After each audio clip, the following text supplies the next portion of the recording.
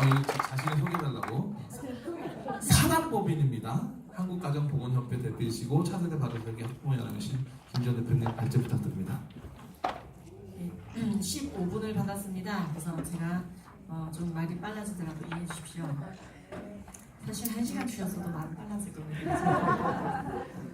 네, 저도 이제 두 아이를 키우고 있는 엄마이고요. 저희 협회에도 에이즈에 걸려 계신 강사분이 계십니다. 오늘 지금 제가 하고자 하는 말씀의 부분은 교과서에서 지금 굉장히 문제가 되고 있는 청소년 성병과 에이즈 문제에 대해서 지금 문제가 되고 있다는 것은 저의 주장이 아니라 이미 청소년 성병과 에이즈 문제는 내리 3년, 저희 지금 PPT에는 2017년과 18년만 나와 있지만은 사실 16년도에도 국정감사 에이즈가 나왔었습니다. 네, 그래서 이제 이 성병 문제와 에이즈 문제가 굉장히 지금 문제가 되고 있는 곳이 우리나라입니다.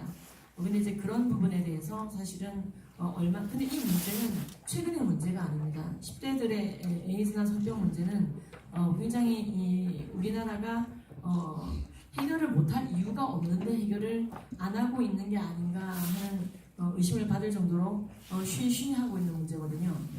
오늘 지금 이 시간에 이제 그렇게 청소년들의 성병과 에이즈가 급증하고 있는, 얼마나 급증했냐면은 국내 재작년 에이즈 신규 발생 1,200건 정도 중에서 거의 40%에 육박하는 에이즈와 HIV 감염이 10대, 20대에서 발생했습니다. 남학생들에게 집중되어져 있었고 군대에서 에이즈에 감염되어 제대하는 사람이 1년에 30명씩 나오고 있습니다. 이런 부분에 대해서 굉장히 항거하고 있는 사실 질병관리본부에 대해서 우리가 마음이 아팠죠. 지금 이게 이제 그 교과서도 사실은 굉장히 그 부분에 있어서 보탬이 되고 있었다는 부분을 좀 말씀을 드리고 싶습니다. 예, 그래서 PPT를 띄워주십시오. 제가 지금 저 글자가 안 보여서 제 노트북을 보면서 하겠습니다. 그래서 동시에 두 개를 넘기게 되는데요. 여러분 약간만 여러분 안구를 좀 정화시켜드리겠습니다. 지금 이제 못 볼 걸 많이 보셨잖아요. 예, 너무 이제 눈이 고생하셨는데 저렇던 시절도 있었어요. 우리나라 교과서가 처음부터 이 상태는 아니었습니다. 아마 저런 교과서가 쓰일 때 이 땅에 존재하지 않았던 분들이 많이 계실 텐데요. 저런 교과서를 굉장히 반가워하면서 보시는 분들께서는 아마 정말 감사합니다. 그래서 생활상을 담고 있던 교과서들이 굉장히 많았습니다. 이제 보시면은 어렴풋이 기억이 나기도 해요. 그렇죠? 그래서 이제 폭발물, 정말 사는데 필요한 얘기들도 하고요. 생활상과 예절, 그러네요. 생활상과 예절. 그러니까 이런 것들이 있었죠. 교련이라는 과목도 또 있었습니다. 오케이, 맞춰서 넘겨주세요. 네, 알겠습니다. 그래서 그래서 사실은 우리가 이 교과서가 뭐 이렇게 훌륭하고 안 하고를 떠나서 아이들이 보고 배울 때 부모 입장에서 굉장히 안심되는 부분이 있어서요. 그러니까 학교 가서 뭘 나쁜 걸 배우겠어? 아이들이 학교 가서 좋은 거 배우겠지. 그리고 나보다 더 나은 사람이 돼서 돌아오겠지. 아니 뭐 학교 선생님 고맙다. 그쵸? 학교는 너무 고마운 곳이었어요. 굉장히 사실 고급진 교육을 받을 수도 있고, 그리고 기본적인 교육도 받을 수 있고, 그리고 일단 보내놓으면 딴짓 안 하고 학교 가 있는 거니까 얼마나 좋습니까? 근데 지금은 학교에 보내놓으면 불안하죠. 그래서 계속 교과서 모니터링 해야 되고, 뭐 배웠는지 물어봐야 되고, 그래도 알 수가 없으니까 학교도 전화를 하고, 죄송합니다, 전화를 하고, 그러나 이제 뭐 어쨌든 교과서가 좀 이뻐지는 것 같아요. 그래서 교과서 좀 세련돼지고, 표지가 참 이뻐졌습니다. 표지가 일단 이뻐지고, 종이가 굉장히 업그레이드 됐습니다. 그래서 이제 뭐 이렇게 어디서도 볼 수 없는 좋은 종이들을 풀칼라로 아이들은 제공받게 되었습니다. 자, 그런데 이제 그렇게 질도 향상됐으면 얼마나 좋았겠습니까? 정보의 양과 질이 정말 퇴행되지 않고 정확하게 우리 아이들에게 전달된다면 사실 우리는 교육을 위해서 모든 우리가 내는 세금과 우리가 교육에 주고 있는 신뢰가 아깝지 않았을 겁니다. 2015년 개정 교육과정, 지금 YBM 중학교 본문책부터 좀 보겠습니다. 지금 제가 일단은 YBM 중학교 보건 교과서를 기준으로 먼저 간단하게 말씀을 드리고 그 이후에는 쉽게 좀 풀도록 하겠습니다. 여러분들은 어떻게 생각하시는지 모르겠지만은요, 이 에이즈라고 하는 것은요, 완치제가 나와 있지 않습니다. FDA에서 완치제라고 나오지 않고 치료제라고 허가받았는데 먹다 끊으면은 그렇죠. 결국 에이즈 증상이 올라오게 됩니다. HIV 감염인들은 이 약을 계속해서 먹어야 되고요. 약제 내성이 생기는 순간에 에이즈 증상이 올라오게 되고 약제 내성이 생기지 않아도 그렇죠. 약물 알러지 등에 의해서 못 먹는 경우도 있고요. 다행히 잘 먹게 되면은 맥시멈 30년까지도 약효를 보게 되지만 개인에 따라 차이가 있기 때문에 2년 만에 약제 내성이 생기는 경우도 있습니다. 약물 부작용도 상당하고요. 제가 알고 지내는 에이즈 감염인 두 분 모두 약제 내성이 나타나기 전에 이미 약물 부작용이 나타나서 리피토 같은 고지혈증 어르신들이 먹는 약을 이미 같이 먹고 있습니다. 자, 그런데 그러한 에이즈 완치제가 나와져 있지 않고 굉장히 확산 일로를 달리고 있는 이 에이즈에 대해서 실제로 우리나라는 에이즈가 85년도에 2명 우리나라 HIV 감염인이 있었습니다. 그리고 86년도에 3명 있었습니다. 87년도에 9명 있었습니다. 거의 없었습니다. 그런데 지금은 1년에 1200명씩 걸리고 있는 것을 모두 알고 계십니다. 그리고 그 중에 40%가 육박하게 10대, 20대라고 그리고 남학생이라고 말씀을 드렸습니다. 자, 그러면서 이제 우리나라는 국정감사까지 이걸 들고 일어나게 되었고 그리고 굉장히 심각한 에이즈 확산 국가임을 여러 문건을 통해서 확인할 수가 있습니다. 자, 그러한 상황에서 우리나라 교과서가 굉장히 중요한 총대를 매줘야 되거든요. 보겠습니다. 지금 이 중학교 보건교사는 에이즈의 최근에 감염 경로가 밝혀졌다고 되어져 있습니다. 자, 근데 밝혀졌는데 제일 앞에 뭐가 나오고 있습니까? 수혈을 통해서 에이즈에 걸린 경우를 말하고 있습니다. 두 번째, 감염된 사람과 성관계라고 되어 있고요. 세 번째, 수직 감염, 즉 에이즈 바이러스에 감염된 엄마가 아기에게 태반을 통해서나 모유 수유를 통해서 가는 경우를 말하고 있습니다. 그 다음에 마약 주사기. 자, 그런데 이게 얼마나 황당한 교육이냐면요.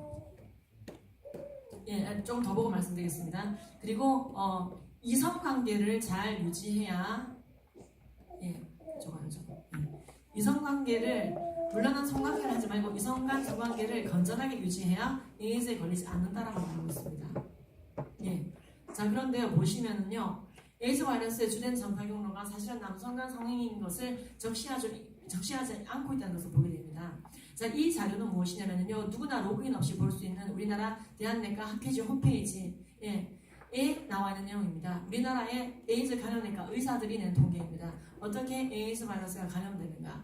이것은 로그인도 필요 없이 모든 국민이 볼 수 있도록 작년 4월부터 공개되어져 있는 자료입니다.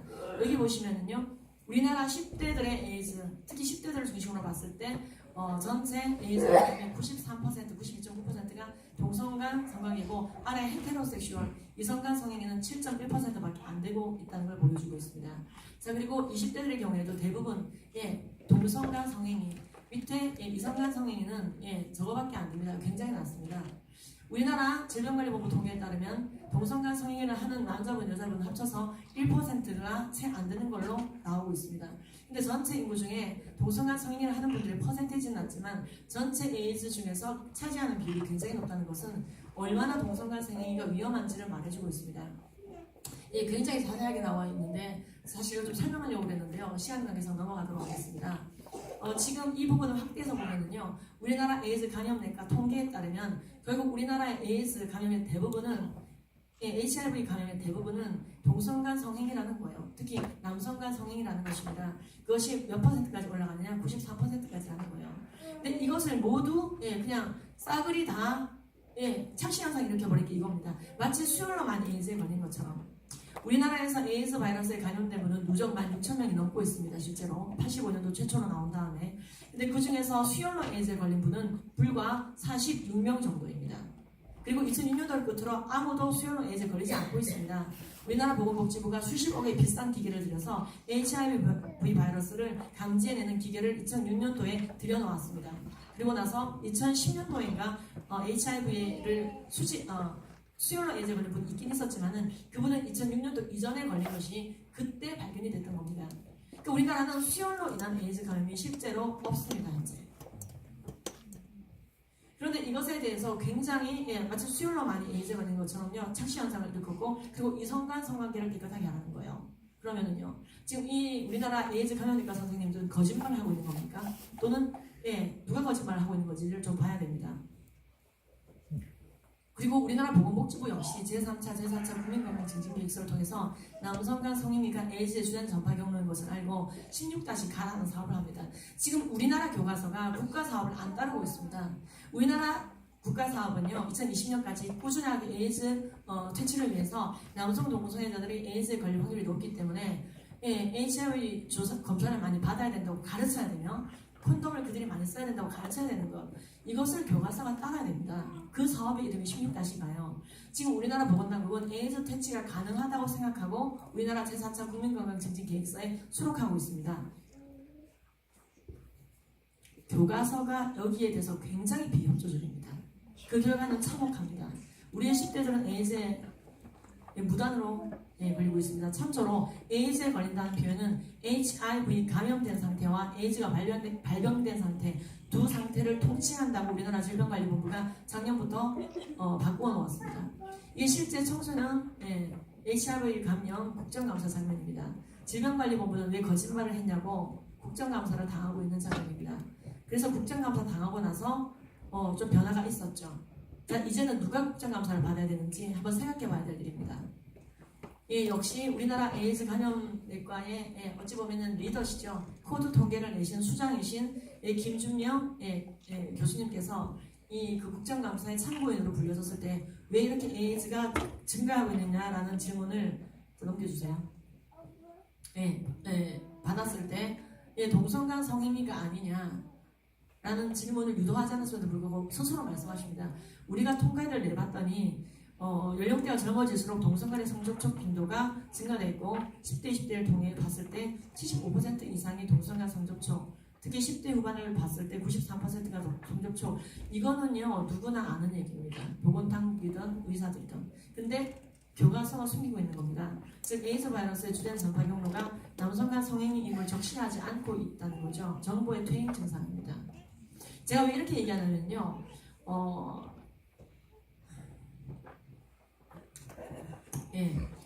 그리고 좀 앞으로 가겠습니다. 그리고 2015년 개정 교육과정 중학교 보건책 들쌤을 보도록 하겠습니다. 여러분들은 HIV 감염인을 가까이서 두고 얘기하면서 밥 먹고 지내보지 않아서 잘 모르실 텐데요. 전 저희 협회에 있다고 말씀드렸죠.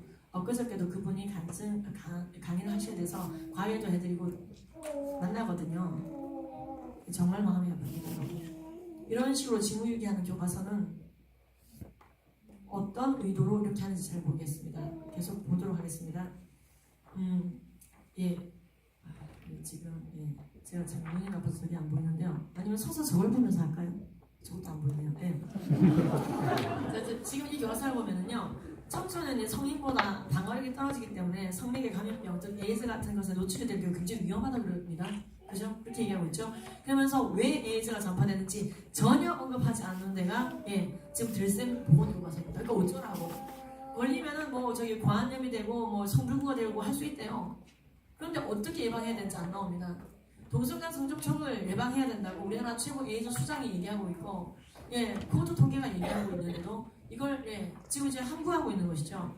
계속 넘기겠습니다. 그래서 아예 뭐 저기 정확한 예방법 자체를 얘기하지 않고 있죠. 그리고 근데 이게 안 넘어가서 시간이 너무 걸립니다. 지금 2015년도 개정 교육 과정을 또 보면은요, 동아 사건입니다.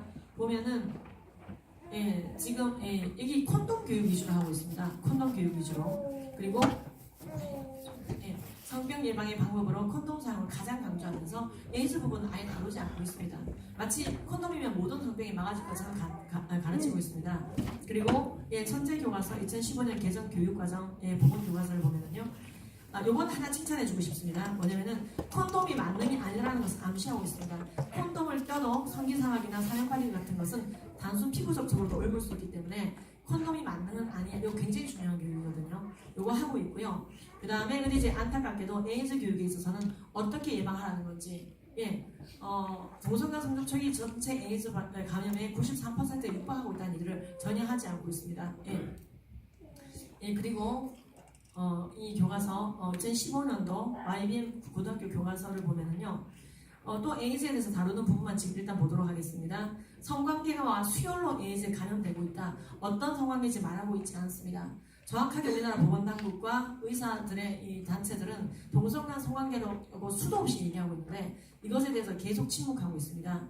그래서 아이들은요, 포털 사이트에서 나 동성애 시작해서 에이즈에 걸릴 확률 높아지는 거냐? 답글에 보면은 전혀 그렇지 않아. 교과서를 봐. 이런 얘기를 하고 있는 거죠. 저희들 교과서가 아주 아이들을 저쪽으로 보내고 있습니다. 근데 이 교과서 이 부분은 제가 하나 칭찬해주고 싶습니다. 뭐냐면은 에이즈 예방의 방법의 첫 번째 앱스테인을 두고 있습니다. 절제. 이게 우간다에서 ABC 정책이라고 해서요. 효과적으로 에이즈를 예방했던 방법인데요. 먼저 성적인 절제와 금욕을 강조했습니다. 실제로 미국 질병관리본부, 성적으로 리버럴한 미국 질병관리본부는 어떻게 말하고 있을까요? 미국도 가장 완벽하게 HIV를 감염하는 예방 방법으로 앱스테넌스, 금욕을 말하고 있습니다. 그 다음이 콘돔이에요.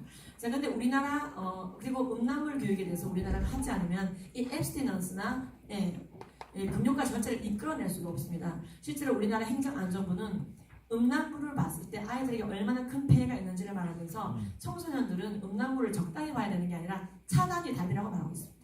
그러니까 이런 교육이 교과서에 있으면서 앱스티넌스를 강조해야 되는데 전혀 그런 부분은 없고 콘돔 만능주의로 대부분의 교과서가 말하고 있습니다. 자, 그 다음 교과서 보도록 하겠습니다. 제가 이거는 칭찬해야 될지 말아야 될지 모르겠는데 우리나라에서 전체 에이즈가 대부분 성접촉으로 퍼지고 있는데 40% 가까이가 이성간 성접촉이다. 그러니까 60% 가까이는 이성간 성접촉이 아닌 동성간 성접촉이겠네요. 근데 안타깝게도 그 다음 페이지를 보면요 또 수혈로 마치 퍼지는 것처럼 가려두었습니다. 그러니까 44.2%가 이성간 성접촉이면 나머지 56% 가까이는 동성간 성접촉인데 아시다시피 우리나라 에이즈 전파의 99%가 성접촉으로 전파되고 있는데 이제 이 부분을 강조하고 있죠. 그리고 천재기 교과서 복원도 별로 다르지 않습니다. 에이즈에 대해서 그냥 패스하고 있습니다. 이렇게 에이즈가 증가하고 있고 아이들이 죽어가고 있는데 교과서는 나올라라 하고 있습니다. 그래서 그러면 여러분 더 심했던 예전 교과서는 책을 통해서 보시라고 하기엔 좀 글자가 작긴 한데요. 이 천재교육 교과서에서 보면요 저렇게 동성애를 옹호하며 인권이라고 얘기하고 그리고 정신병이 아니니까 윤리도덕적으로 판단해서는 안 되며 이 교과서는요 저희의 동성애 문제를 알리고자 하는 학부모들의 항의 방문으로 삭제된 부분입니다. 제가 이 말씀을 드리는 부분은 학부모들의 모니터링과 항의가 굉장히 중요합니다. 여러분들의 의견 표출이 굉장히 중요하고요. 저것을 삭제하는데 얼마나 많이 걸렸느냐? 얼마 안 걸렸습니다. 강력한 팩트 체크하는 서류를 드리고 왜 이런 거짓말을 했느냐, 왜 동성애와 에이즈와 관련 없다고 거짓말했느냐 여러 가지 문제를 제시했을 때 빼드릴게요. 교과서 회사의 반응은 이랬습니다. 왜 이걸 지금 들고 오셨어요? 2014년도 교과서 회사의 반응이었습니다. 이렇게 말도 안 되면 심지어 게이 사이트에 들어가봐라. 그러니까 저때 엄청나게 음란물을 접속했죠. 그랬던 교과서 회사가 동성애를 옹호하는 진영은 굉장히 자료를 많이 주는데 왜 학부모들은 지금 오셨습니까? 자료를 주십시오라고 말합니다. 굉장히 사실 무책임해요. 이 자료는 그들이 알아봐야 되거든요. 심지어 6학년들은요 이게 스티커였습니다. 이게 스티커라고 저희 큰아이가 이걸로 배웠습니다. 그래서 저희 큰아이가 제일 고마웠던 게 엄마 나는 동성애와 이성애를 구별하는 게 인권 차별이라고 말하는 이 교과서에 난 동의할 수가 없어서 인권 침해 사례에 다른 건 갖다 붙였지만 이성애 동성애를 구별하는 것조차도 인권 침해라고 하는 것은 이 스티커는 옮겨 붙이지 않았어요. 이게 스티커예요. 교과서 스티커를 하나 띄워 붙이게 돼 있는데 저희 아이가 이걸 저는 남겨놨어요. 만점 안 받았어요. 그러니까 아이들이 점수 깎일 거를 각오하고 학교에서 투쟁하는 것이 필요할 만큼 지금 굉장히 교과서는 미화 1변도로 동성애 미화 1변도로 가고 있습니다. 그래서 과거에 우리가 지금 트랜스젠더리즘도 문제가 되고 있는데요. 학교에서 계속 동성애 옹호 교육을 영국이 해왔더니요. 성별 정체성을 의심하라고 40명 정도가 트랜스젠더가 됐던 영국의 여학생들이 최근에 1,806명이 진짜 가슴 뜯어내고 남자가 된 사건입니다. 우리나라는 한 명도 없어요. 청소년이 가슴 뜯어내고 남자가 된 사건이. 그러니까 이게 뭐냐면요. 성문란을 부추기고 성별 정체성을 계속 의심시키는 교육. 결국 미국 질병관리본부들은 남성 간 성행위를 하는 분들이 얼마나 많은 병이 일반인보다 압도적으로 많이 걸리며 심지어 병명을 나열하고 있는데요. 이게 우리나라 교과서에 좀 실리면 어떨까 그런 생각을 해봅니다. 오늘 들으신 내용을 일일이 캐나다나 미국 자료지부를 직접 보시고 싶은 분들은 바깥에 책이 있으니까 한번 확인해 보시면 고맙겠습니다. 감사합니다. 전문가가 왜 필요한지 아시겠어요? 우리는 그게 그런 것 같고 근데 되게 교묘하죠. 그냥 그 성접촉이 성관계 있잖아 하지만 다른 관계 저도 조사했지만 다른 관계 0% 하나도 안 없어요. 가면 경로가 오로지 성접촉인데 네 개를 딱 흩어놔가지고 아는 것처럼 그렇죠. 그런 거 우리가 발견하기 힘드니까 우리 약사님 같은 전문가가 나서야 되겠죠? 다시 한번 박수 한번 주시죠.